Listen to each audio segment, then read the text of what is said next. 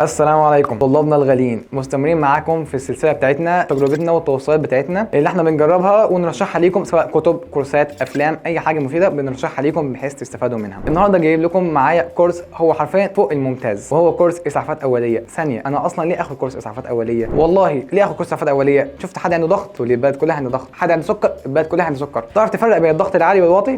لا. طب تعرف تقيسه؟ لا. طب تعرف تفرق بين السكر العالي والسكر الواطي؟ طب حصلت حاله اغماء بسبب السكر الواطي هتعرف تتعامل معاها؟ لا. لو حصل حاله اغماء عاديه، حصلت حادثه في الطريق، حد اغمى عليه مش عارف اتعامل. طيب لو لا قدر الله حاله غرق، سواء في البسين، في البحر، في اي حاجه، حاله اللي هو زي اختناق كلي او اختناق جزئي، حاله كسور، حاله نزيف، حاله جروح، حاله حرق، حتى لو حرق بسيط في البوتاجاز، هعرف اتعامل معاها بشكل صحيح؟ تقول لي مش قوي. تقول لي ثانيه، دي الحالات دي موجوده حوالينا في كل حته. ايه تاني؟ هل عمرك احتجت او شفت حد محتاج يركب كانيولا؟ ده كتير. يسحب دم كتير، يدي اي نوع من انواع الحقن، سواء كان في العضل، في الوريد، تحت الجلد. شفت اكيد ده الحاجات دي مشهوره جدا، دي حياتنا كلها. طيب ليه ينفع حاجه في حياتنا كلها ما اعرفش اتعامل معاها؟ طيب ثانيه، الكورس ده لمين؟ لاي حد صغير او كبير بره الكليات الطبيه. لازم يكون عارف ده ان دي حياتك وداخل الكليه الطبيه. ما ينفعش يا دكتور تكون انت في دكتور ومش عارف الكلام ده. لو انت اولى او ثانيه او ثالثه او امتياز، لازم الكلام ده يكون بيزك بتاعك، شيء اساسي خالص، بحيث التعامل المهني او التعامل في حياتك. والله الكورس ده انا لما اخدته في شركه MBD، ودي شركه على مستوى مصر شغاله في اكتر من 21 محافظه بتدي الكورس ده. عملت راوندات كتيره جدا، اظن فوق الراوند، يعني شرحت كورس الاسعافات ده فوق الراوند ال 60 او ال 70 مره اتشرح. من مميزات الكورس ده ان هو مثلا لما انا اخدته في وقتها كان 4 ايام، كان بيبدا معاك يحكي معاك في كل حاجه بقى، انواع الاغماءات وازاي تتصرف. كان اول المحاضره يديك كلام نظري، واخر المحاضره بيبدا معاك الشق العملي. الشق العملي كان شق فوق الممتاز، انت بتعمل كل حاجه بايديك، حتى الاغماءات، الحقن بتجرب الحقن بايديك وتركب كانيولا بايديك، كل حاجه بتتعلمها يدويا، ومعاك تيم كامل،